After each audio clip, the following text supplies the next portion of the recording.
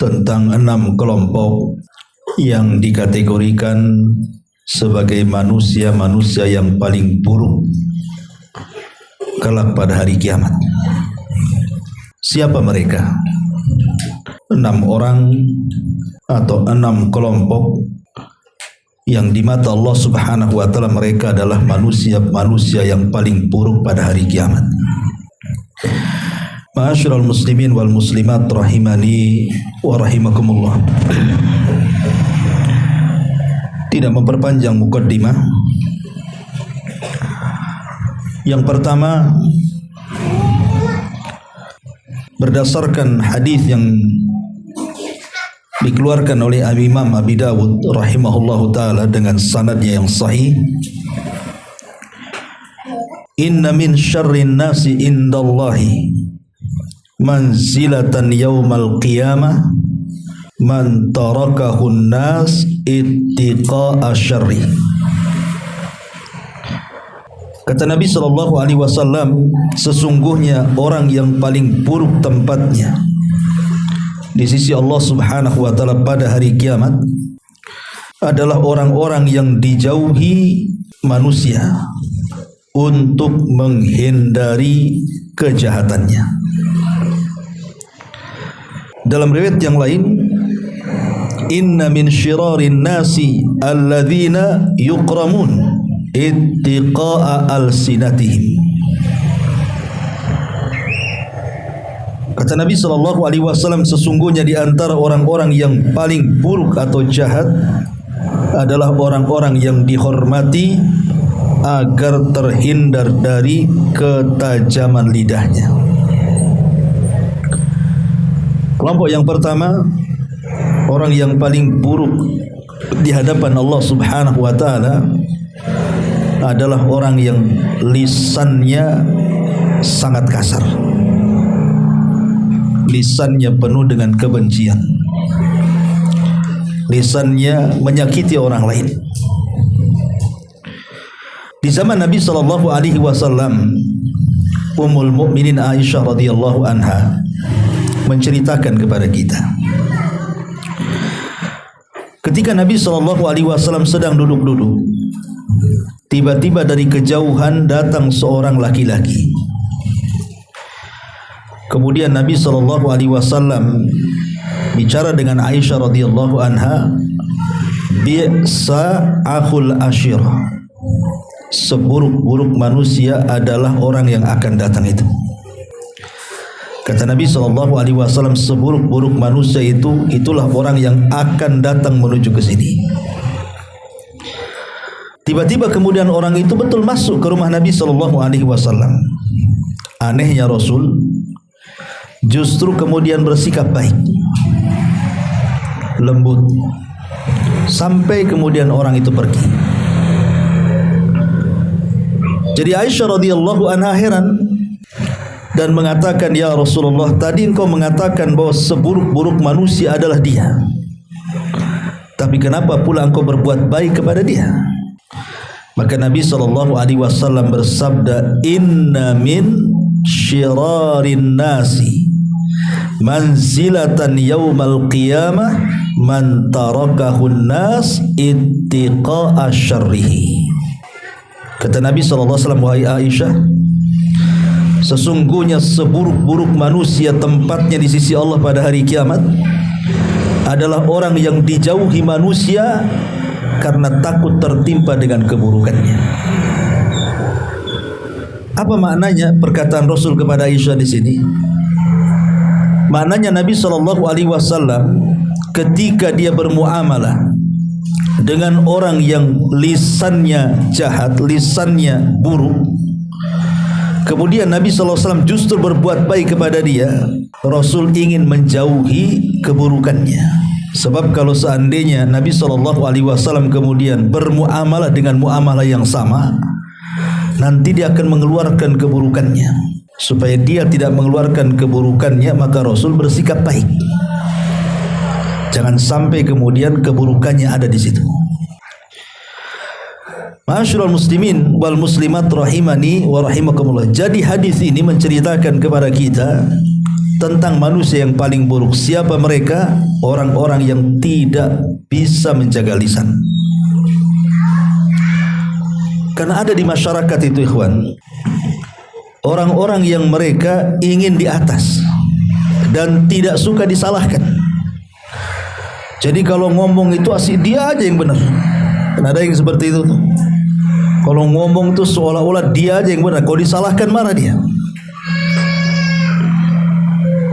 Ataupun ada orang-orang yang lisannya itu tidak pernah santun. Kata-kata yang keluar itu semua kotor. Entah menyangkut-nyangkut binatang lah atau apa di dalamnya kan. Sehingga kita ini yang sudah hijrah, yang sudah tahu ilmu, duduk sama dia itu sudah gak nyaman tuh. Karena takut kalau seandainya dia mengeluarkan kata-kata kotor, yang ngeri itu kita yang mendengar, bukan dia yang ngomong tuh. Bahasanya ngeri-ngeri sedap tuh kalau duduk sama dia tuh. Lah ini manusia yang paling buruk yang ada pada hari kiamat di hadapan Allah Subhanahu wa taala. Karena di dunia saja manusia malas mendekati dia. Karena lisan dan juga akhlaknya. Makanya dalam sebuah hadis yang dikeluarkan Imam Al-Bukhari, tapi bukan dalam sahihnya, di dalam kitabnya yang lain namanya Adabil Mufrad. Ketika ada seseorang bertanya kepada Nabi SAW, "Ya Rasulullah, inna fulanatan taqumul laila wa tasumun nahar wa tasaddaqat bifuduli amwaliha wa taf'al wa taf'al." Rasul, saya ingin bertanya. Iya, kata Rasul. Di sana ada seorang wanita, kalau malam itu tidak pernah meninggalkan qiyamul lail. Kalau siang tidak pernah meninggalkan puasa sunnah. Dan dia suka bersedekah dengan hartanya. Bahkan lebih daripada itu, dia suka berbuat kebaikan ini dan kebajikan itu. Pokoknya sempurnalah wanita itu. Tetapi kekurangannya satu, wahai Rasul. Apa itu? Walakin tu'dhi jiranaha bilisaniha. Tapi wanita itu suka menyakiti tetangganya dengan lisannya. Ketika mendengar hal itu, Nabi SAW kaget. Kemudian mengatakan, la khaira fiha bal hiya min ahlin nar. Wanita itu tidak punya simpanan kebaikan sedikit pun, dan wanita itu akan dimasukkan ke dalam neraka, kata Nabi. Lihat akibat dosa lisan. Akibat dosa lisan, solat malamnya ditolak, puasa sunnahnya ditolak, sedekahnya ditolak, kebaikan-kebaikan sunnah yang lainnya ditolak. Makanya dari sini ma'asyiral muslimin wal muslimat rahimani wa rahimakumullah, jangan sampai kemudian amalan kita yang sudah kita kumpulkan dari solat malam kita, dari puasa kita, dari sedekah kita, baca Quran kita, zikir kita, atau amalan yang lainnya tiba-tiba hilang di hadapan Allah, dan kita menjadi manusia yang paling buruk di hadapan Allah karena tidak bisa menjaga lisannya. Makanya Nabi SAW sampai bicara dengan Mu'ad bin Jabal dan mengatakan, thaqilatka ummuka ya Mu'ad wa hal yakubbun nas fi nari jahannam illa hasaidu alsidatihim. Celaka engkau wahai Mu'ad, kebanyakan manusia masuk neraka itu gara-gara buah lisan mereka. Ini yang pertama ya. Yang kedua, hadis Nabi SAW. Kata Nabi SAW, hadis yang dikeluarkan Imam Bukhari dan Muslim dari hadis Abi Hurairah radhiyallahu anhu. Nabi SAW bersabda, tajiduna syarran nas dzal wajhaini, ya'ti haula biwajhin wa ya'ti haula biwajhin. Kata Nabi SAW, engkau akan mendapati manusia yang paling buruk di hadapan Allah. Siapa mereka? Dzu wajhaini, pemilik dua wajah. Pemilik dua wajah. Apa maksudnya pemilik dua wajah? Kata Nabi sallallahu alaihi wasallam, ya'ti haula'i biwajhin wa haula'i biwajhin. Di mana orang ini terkadang datang sewaktu-waktu menampakkan wajah yang lain, tapi di waktu lain menampakkan wajah yang lainnya lagi. Seperti mamanya kalau di depan kita, kita pula dipuji-puji dia, disanjung-sanjung dia. Tidak ada orang yang baik kecuali kita menurut dia. Ketika kemudian dia pergi, kita pun pergi, tiba-tiba dia menjelek-jelekan kita sejelek-jeleknya. Di hadapan kita mereka memuji kita, di belakang kita pula dia menusuk kita. Itu pemilik dua wajah tuh. Dan ini paling banyak kalau sudah sampai ke tahun politik. Ini kan tahun politik nih. Ini pemilik dua wajah ini luar biasa. Dulu ketika paslon yang sangat diakaguminya, wah dipuji-puji hebat, ya kan? Kemudian datang lagi tahun, datang pula pemimpin yang lainnya. Ini dijatuhkan, ini pula dinaikkan. Dulu ini dinaikkan, yang lain dijatuhkan, sekarang pula terbalik. Ini kan bahaya, kawan. Makanya tahun politik itu adalah tahun-tahun dosa-dosa. Karena di tahun politik itu berapa banyak orang nyebarkan hoax, kawan, hanya untuk membela calon dia. Padahal kalau dia jadi presiden pun apa untungnya antum di situ? Coba bayangkan harus menyebar hoax sana kemari. Lah ini kan bahaya pemilik wajah, karena pemilik wajah ini sebenarnya adalah muka-muka penjilat mereka itu.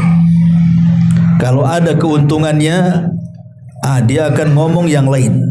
Kalau tidak ada keuntungannya, maka ngomong yang lain lagi. Itulah pemilik dua wajah itu. Kata Nabi SAW, orang seperti ini adalah syirarin nas, seburuk-buruk manusia, naudzubillah. Ini yang kedua. Yang ketiga, hadis yang dikeluarkan Imam Muslim dari hadis dari hadis Abi Sa'id Al-Khudri radhiyallahu anhu. Hadis yang dikeluarkan Imam Muslim dari hadis Abi Sa'id Al-Khudri radhiyallahu anhu. Kata Nabi sallallahu alaihi wasallam, inna syarran nas indallahi manzilatan ar-rajulu yufdi imra'atahu wa tufdi ilaihi thumma yanshuru syirraha.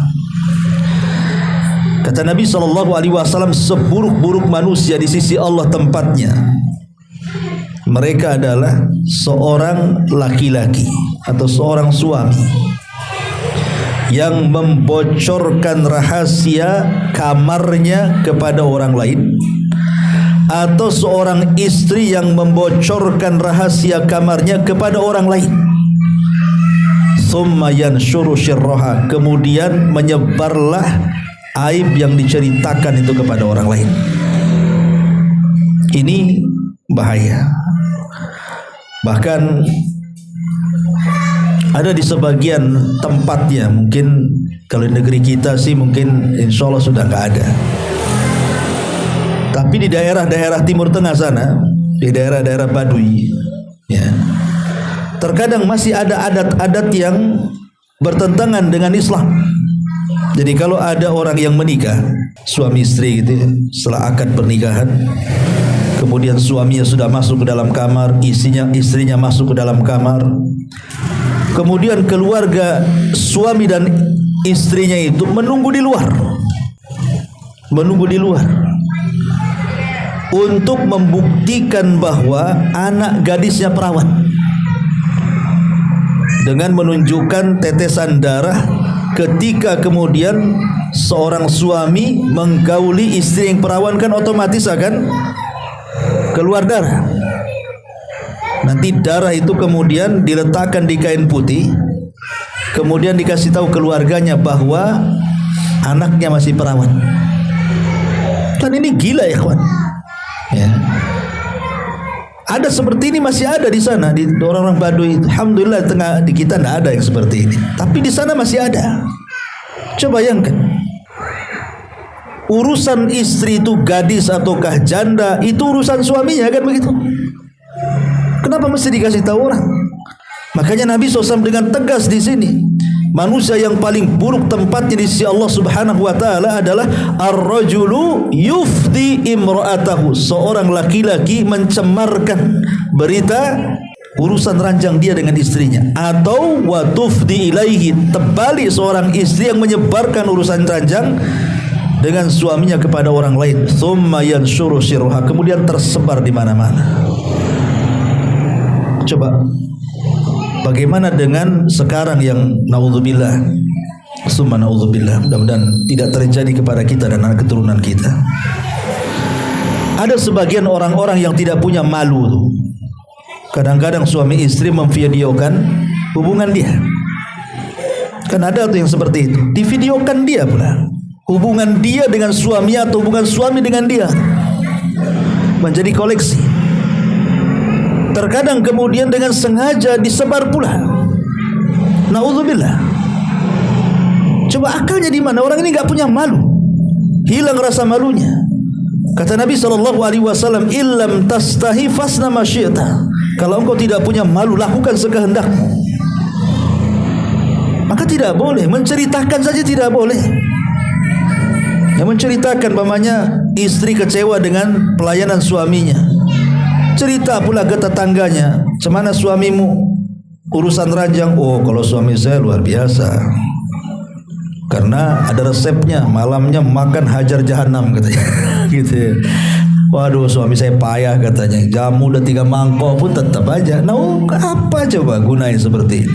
Orang ini paling buruk gitu di hadapan Allah. Nggak usah cerita. Suami mau hebat mau tidak hebat itu urusan ranjang. Begitu juga istri dan begitu seterusnya. Nggak usah ceritakan, cukup kita yang tahu dengan keluarga, dengan pasangannya. Karena Nabi SAW sangat mengecam sekali dan mengkategorikan manusia ini adalah manusia yang paling buruk di hadapan Allah Subhanahu wa taala. Ini yang ketiga. Yang keempat, hadis dari Abdullah bin Mas'ud radhiyallahu anhu secara marfu sampai kepada Rasul, yang dikeluarkan Imam Ahmad. Kata Nabi SAW, "Inna min syirarin nas man tudrikuhumus sa'atu wa hum ahya walladzina yattakhidunal qubura masajida." Kata Nabi SAW, seburuk-buruk manusia di sisi Allah tempatnya pada hari kiamat adalah orang yang mendapati kiamat sementara dia masih hidup. Karena seorang mukmin itu tidak akan pernah mendapatkan kiamat. Walaupun keimanannya hanya sebiji dzarrah, tetap tidak akan mendapatkan kiamat. Karena sebelum kiamat itu Allah akan utus angin yang sangat dingin sepoi-sepoi, kemudian akan menerpa setiap ketiak-ketiak yang memiliki iman walaupun sebiji dzarrah, kemudian mencabut nyawanya, sehingga tidak ada lagi orang beriman.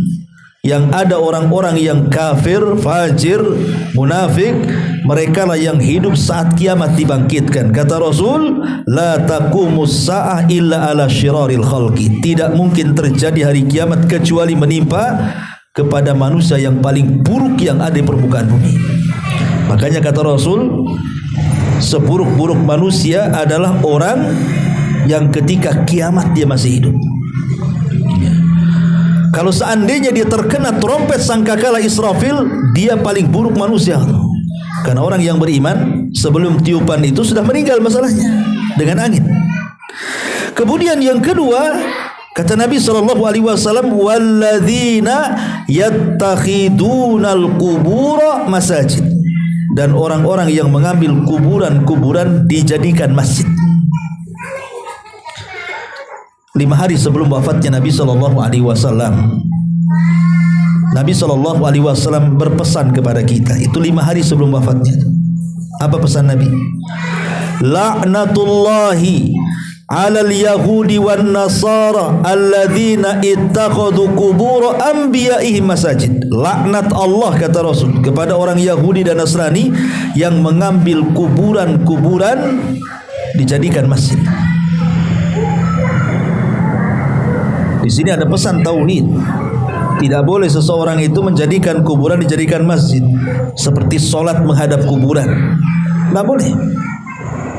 Kalau ada masjid kemudian ada kuburan di dalamnya, apalagi solat kita dengan kuburan itu tidak ada pemisah, tidak boleh. Kata Rasul, la tusallu alal kubur, atau la tusallu ilal kubur. Jangan solat menghadap kuburan. Kecuali kalau umpamanya kuburan dengan masjid itu ada dinding atau ada jalan, maka dibolehkan. Tapi kalau tidak ada jarak antara kita dengan kuburan kemudian kita solat, tidak boleh. Ya. Nabi SAW sangat melarang solat menghadap kuburan itu, atau membangun masjid di atas kuburan. Ya. Karena Nabi SAW menganggap orang ini seburuk-buruk manusia. Naudzubillah. Ini sudah dalam hadis ini sudah ada dua kelompok kan, orang yang hidup saat terjadi kiamat dan orang yang mengambil kuburan-kuburan dijadikan masjid. Berarti sudah berapa itu? Sudah 5. Yang keenam, Nabi SAW juga bersabda, kata Nabi SAW, inna min syarrin nasi manzilatan indallahi yaumal qiyamah abdun adhaba akhiratahu bidunya ghairihi. Seburuk-buruk manusia pada hari kiamat, kata Rasul, sebagaimana hadis yang dikeluarkan Imam An-Nasai dan juga Imam Ahmad dalam musnadnya, dari hadis Abi Umamah radhiyallahu anhu, seburuk-buruk manusia adalah orang yang menghilangkan akhiratnya demi mengejar dunianya. Dia tinggalkan akhiratnya, dia kejar dunianya. Kan ada tuh di masyarakat kita ini, kadang-kadang kita lihat banyak masyarakat kita ini yang awam-awam terutama itu, mereka bisa kerja keras-kerasnya, bayangkan bahasa kitanya banting tulang, keringat bercucuran, kepala di bawah, kaki di atas. Ayam belum bangun dia sudah bangun, ayam belum tidur dia baru datang. Saking kencangnya kerja itu, tapi tidak peduli sholat. Tidak ada peduli dengan sholat tuh. Mau sholat Jumat, mau sholat 5 waktu, tidak ada pedulinya. Ini kan buat apa orang kayak gini hidup sebenarnya kan? Nggak ada gunanya orang hidup kayak gini nih. Kenapa saya katakan nggak ada gunanya orang hidup kayak gini? Karena tujuan kita diciptakan oleh Allah itu, wa ma khalaqtul jinna wal insa illa liya'budun. Tujuan kita ibadah. Jangan sampai kemudian akhirat kita hilang gara-gara mengejar dunia. Karena siapapun yang mengejar dunia, ikhwatu fiddin, kalau tidak ada akhirat di pikirannya, selamanya dia miskin walaupun zahirnya kaya. Karena kan niatnya orang seperti ini kan, kenapa dia sibuk cari dunia? Itu kan angan-angannya kan ingin kaya tuh. Anggaplah cita-citanya dikabulkan dengan kerja keras dia, kemudian dia kaya. Tapi kalau seandainya semangat hidupnya hanya mengejar dunia dan meninggalkan akhirat, kata Rasul, ja'alallahu faqrahu baina ainaihi. Allah jadikan kefakirannya akan terus ada di kedua pelupa matanya tuh. Karena kenyataannya kan seperti itu tuh. Orang-orang yang sudah sukses, sudah kaya, sudah harta melimpah, tapi tidak dekat dengan Allah, apa yang terjadi? Dia tersiksa dengan kekayaannya. Dia tersiksa dengan kekayaannya. Harusnya orang sudah kaya raya yang kalau seandainya dia mati masih cukup untuk anak dan turunannya, anggaplah 7 turunan, dah habis hartanya. Harusnya kan sudah berhenti bekerja orang seperti ini kan. Berhenti bekerja, rajin ke masjid, rajin baca Quran, hadir majelis ta'lim dan begitu seterusnya kan. Tinggal mengejar akhiratnya. Tapi tidak juga. Banyak orang yang sudah tua-tua, sudah sukses dari semenjak muda, makin tua itu bukan makin istirahat dari dunia, makin sibuk, buka cabang sana, cabang sini, cabang sana, cabang sini, akhirnya mati tertimbun dengan kekayaannya tuh. Itu namanya disiksa dengan dunianya, ikhwan. Bukan dia yang pegang dunia, dunia menyiksa dia. Ya, naudzubillah. Ya, ini yang keenam. Masyarul muslimin yang dimuliakan Allah Subhanahu wa taala. Kemudian yang nomor 7, saya tambah hadis dari Abdurrahman ibn Abi Bakrah, anna rajulun qala li Rasulillah sallallahu alaihi wasallam, ada seorang laki-laki berkata kepada Nabi sallallahu alaihi wasallam, Ayyun nasi syarran, ayyun nasi syarrun ya Rasulullah. Siapa manusia yang paling buruk itu wahai Rasul? Siapa sih manusia yang paling buruk itu wahai Rasul? Maka Nabi SAW mengatakan, man tala umruhu wa sa'a amaluhu. Siapa yang dipanjangkan usianya tapi buruk amalannya, ya. Siapa yang dipanjangkan usianya buruk pula amalannya. Masyarul muslimin yang dimuliakan Allah Subhanahu wa taala, kita tahu bahwa setiap umat itu diberikan usia sama dengan usia nabinya, kurang lebih. Kalau nabi kita di usia 63 tahun meninggal, berarti umatnya kurang lebih saja tuh. Makanya Rasul mengatakan a'maru ummati baina sittina wa sab'in. Umur umatku di antara 60 sampai 70 tahun kan. Kemudian kalaupun lewat dari 70 tahun itu tak banyak kata Nabi, sedikit sekali. Itu bonus lah tuh. Jadi kalau seandainya usia kita sudah melewati usia Nabi, dari 63 tahun kita diberikan 64, 65, 70 atau sampai 80, kalau tidak dimanfaatkan tuh usia tambahan dari usia tambahan Nabi, celaka dia. Karena Rasul yang mengatakan seburuk-buruk manusia adalah orang yang dipanjangkan umurnya, buruk pula dia amalannya. Harusnya kan bersyukur tuh. Wah ya, usia saya sudah 64 nih, Nabi aja 63. Harusnya sudah terpikir untuk tobat orang kayak gini. Makanya kata Imam Ibnu Hazm rahimahullah ta'ala mengatakan, kewajiban umur 60 tahun itu haruslah dia lebih banyak tinggal di masjid, berzikir, baca Quran. Kenapa? Karena waktu dia sudah dekat masalahnya. Waktu dia sudah dekat kan?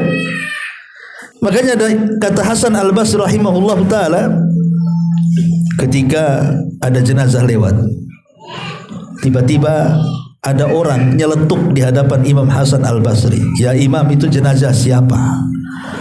Kata Imam Hasan Al-Basri, itu jenazah saya dan kamu, katanya. Jenazah itu adalah saya dan kamu. Iya, hari ini dia mati, besok saya dan kamu mati, sama seperti dia. Itu maksudnya. Kemudian Hasan Al-Basri mengatakan, sesungguhnya hari-hari itu hanya lewat begitu saja.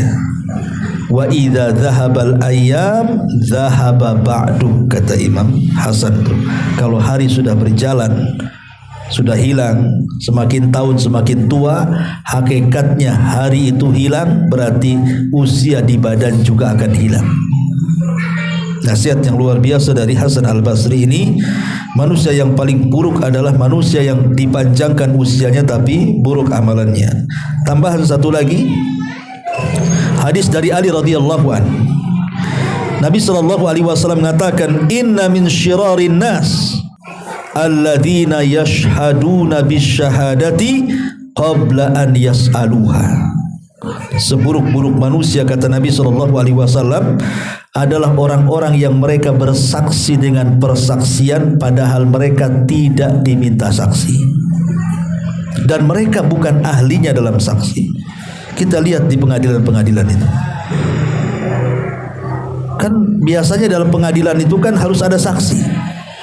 Terkadang kalau tidak ada saksi, beli saksi. Saksi yang dibeli mau pula dia jadi saksi, hanya gara-gara ₹1, ₹2 tuh. Kemudian dia bersaksi, akhirnya orang yang tidak bersalah jadi bersalah, orang yang tidak dipenjara dipenjarakan dia, orang yang tidak dihukum akhirnya dihukum gara-gara dia kan, karena dia bersaksi. Kalau seandainya tidak ada saksi kan dia akan lepas dari jerat hukum tuh. Ada orang-orang yang bersaksi itu ikhwatu fiddin karena dibeli persaksiannya, nggak diminta dia bersaksi. Ya. Naudzubillah. Maka orang-orang seperti ini adalah orang-orang yang paling buruk pada hari kiamat. Ini 7 orang ini secara nas jelas Rasul mengatakan apa? Manusia yang paling buruk berdasarkan lafaz hadis. Berdasarkan lafaz hadis, Rasul mengatakan 7 kelompok ini adalah seburuk-buruk manusia.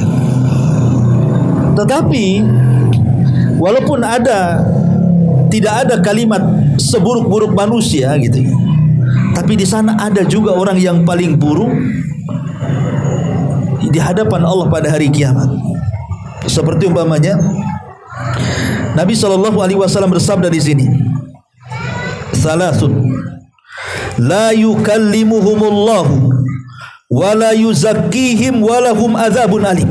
3 kelompok Allah tidak akan bicara dengan mereka, Allah tidak akan sucikan mereka, bahkan bagi mereka azab sudah disiapkan yang sangat pedih bagi mereka. Memang Rasul tidak mengatakan lafadznya seburuk-buruk manusia kan, seperti yang 7 orang ini. Tetapi kalau kita perhatikan, kenapa Allah tidak mengajak bicara? Kenapa Allah tidak membersihkan? Kenapa Allah sediakan azab yang pedih bagi 3 orang ini? Kalau orang ini tidak buruk, apa namanya? Nah, ini juga isyarat umum namanya. Ada orang-orang yang sangat buruk di hadapan Allah, saking buruknya Allah tidak ngajak bicara, Allah tidak membersihkannya, bahkan Allah sediakan pula azab yang sangat pedih. Siapa mereka ini, yang 3 orang ini? Kata Nabi SAW, malikun kadzab. Pertama, para pemimpin dan mereka para pendusta. Pemimpin-pemimpin yang dusta. Siapa yang didustai? Rakyatnya. Dia mendustai rakyatnya. Kenapa kemudian para pemimpin dusta ini sampai diberikan hukuman 3 perkara? Tidak diajak bicara, tidak dibersihkan, dan mereka azab yang pedih. Sekarang logikanya ikhwan, ngapain para pemimpin itu berdusta? Buat apa dia berdusta coba? Kekuasaan ada di tangannya, hukum ada di tangannya. Rakyat itu ikut aja lah. Kenapa mesti berdusta? Dia pemimpin kok, ngapain berdusta? Kekuasaan ada di tangan dia, hukum ada di tangan dia. Ngapain berdusta coba, bayangkan. Orang berdusta itu karena dia tidak punya kekuasaan, tidak punya hukum, makanya dia berdusta. Lah dia sudah punya power, kok masih berdusta juga? Makanya kata para ulama, pemimpin pendusta itu dosanya lebih besar dibandingkan rakyat yang dusta. Karena kalau pemimpin yang berdusta itu banyak yang di bawahnya kena. Bukan hanya 1, 2, ribuan, bahkan jutaan rakyat dia di situ kena. Ya, ini yang pertama. Yang kedua, syaikhun zanin. Orang tua yang sudah renta masih berzina. Pemanya usianya sudah 60, sudah 70 tahun, kok masih juga berzina? Padahal kan usia-usia tua nih, usia-usia 60 tahun ke atas, 70 tahun ke atas, orang-orang seperti ini kan sudah pernah merasakan ya, punya istri, dan umumnya sudah punya cucu biasanya, usia-usia segitu kan. Kok masih berzina juga? Padahal dia sudah pernah merasakan yang halal. Atau mungkin kalau Allah takdirkan pasangannya masih hidup juga kan begitu. Kenapa kemudian dia mencari yang haram? Berarti 1, ya, dia tidak punya malu, hilang rasa malunya, udah gak punya malu lagi sama Allah Azza wa Jalla, tidak punya takut. Ya. Kemudian apa yang mendorong kakek ini berzina? Dorongannya apa? Coba dorongannya apa? Kalau anak muda berzina ada dorongannya kan? Mungkin syahwat dia kuat, akhirnya berzina. Ini si kakek ini syahwatnya udah turun, mata pun udah rabun, jalan pun udah susah, kok masih berzina? Berarti dia punya akhlak buruk tuh. Kalau udah buruk akhlaknya apa coba kayak gitu? Itu tua-tua keladi istilahnya kan, makin tua makin jadi, nggak jadi apa tak tahu. Ma'asyiral muslimin wal muslimat rahimani wa rahimakumullah. Makanya kakek pezina lebih besar dosanya dibandingkan anak muda berzina, walaupun sama-sama dosa besar. Ya, tapi kalau kakek yang berzina lebih besar lagi dosanya. Kenapa? Karena tidak ada pendorong berzina, dia berzina. Ya. Kemudian yang ketiga dalam hadis ini, wa'ailun mustakbir, dan orang miskin sombong. Udah miskin sombong lagi. Orang miskin itu tawadhu lah. Kalau orang kaya sombong wajar, dia sombong dengan kekayaannya. Pejabat sombong, wajar, ada yang disombongkannya, jabatannya, kepemimpinannya, kedudukannya. Ini sudah miskin sombong. Kira-kira apa pendorong dia sombong coba? Apa yang disombongkan juga? Apa yang disombongkan orang miskin itu? Kekayaan tak punya, jabatan tak punya, kok petantang-petenteng pula orang miskin ini. Makanya orang miskin sombong lebih besar dosanya dibandingkan orang kaya sombong. Karena orang kaya sombong ada pendorongnya, kekayaannya, jabatannya. Orang miskin sombong nih, apa pendorongnya kok dia sombong pula kan itu. Lah 3 orang ini juga termasuk seburuk-buruk manusia di hadapan Allah Subhanahu wa taala. Dan yang terakhir, salasatun la yamdurullahu ilaihim yaumal qiyamah.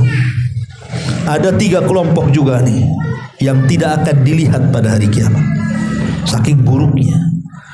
Dan riwayat, la yaqbalullah sarfan wala adran. Ibadah sunnah dan wajibnya tidak diterima, saking buruknya. Ibadah wajibnya ditolak, ibadah sunnahnya ditolak. Nanti pada hari kiamat Allah tidak akan melihat dia lagi. Siapa mereka? Kata Nabi SAW, al-aku liwalidaini, anak yang kurang ngajar, durhaka dengan kedua orang tua. Ini manusia paling buruk di hadapan Allah nih. Kemudian yang kedua, dan sekarang banyak, Masya Allah ya, anak-anak sekarang ini luar biasa, mereka sama orang tua tidak punya hormat tuh. Kemudian wal mar'atu al-mutarajjilatu al-mutasyabbihatu birrijal, seorang wanita yang kelaki-lakian, meniru laki-laki. Kan banyak tuh wanita-wanita yang meniru laki-laki itu, berpakaian ingin kayak laki-laki. Laki-laki pakai levis, dia juga pakai levis. Laki-laki pakai jin, dia pun pakai jin. Ya, banyak jinnya akhirnya. Ya, kemudian laki-laki pakai kaos, ikut juga pakai kaos. Coba lihat wanita-wanita itu, persis seperti laki-laki pakaiannya, cuman bedanya agak ketat, ya kan? Tapi kan kurang lebih harusnya kan wanita menutup dengan cara apa? Pakai daster, tutup badannya dari kepala sampai kaki, itu aurat. Tapi banyak yang seperti itu, sampai terkena penyakit lesbi, naudzubillah. Ya, akhirnya kemudian udah kayak tomboy saja tuh. Maka ini juga perhatian, atau sebaliknya, ya, yang laki-laki ke perempuan-perempuanan, seperti baci-baci kaleng kongguan tuh kan. Baci. Karena saya pernah pengalaman juga di Batu Aji, ini banyak nih baci-baci. Mungkin saya pernah cerita sama antum, mana ngisi di Darul Ihsan tuh subuh-subuh tuh.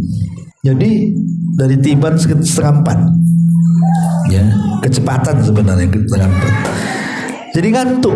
Jadi di situ ada pasar second tuh di Apiari ya, di situ ya. Jadi saking ngantuk kali karena takut kan. Sementara masih ada setengah jam lagi ke subuh tuh. Minggirlah saya ke kiri itu. Tapi tetap kemudian mobil dinyalain, kunci di lock kan gitu. Cuman kaca sedikit diturunkan karena bahaya kan dia. Pas mau tidur gini, diketuk lah itu pintu mobil, tok kan itu. Saya pikir siapa? Saya turunkan kaca tuh, rupanya banci kali. Langsung saya hilang ngantuknya, gas tancap langsung. Subhanallah itu, duk, masya Allah, bayangkan. Cukup diketuk banci hilang ngantuk tuh. Hati-hati untuk kalau Apiari malam-malam tuh banyak banci kaleng rupanya di situ tuh. Nauzubillah ya. Itu udah subuh-subuh loh, kiroah masih magang juga di situ. Gila itu banci kaleng. Ini juga kemudian, dan yang ketiga, wal mudminu ala khamri, dan orang-orang yang gemar meminum khamr. Maka mereka adalah orang-orang yang paling buruk di hadapan Allah Subhanahu wa taala pada hari kiamat.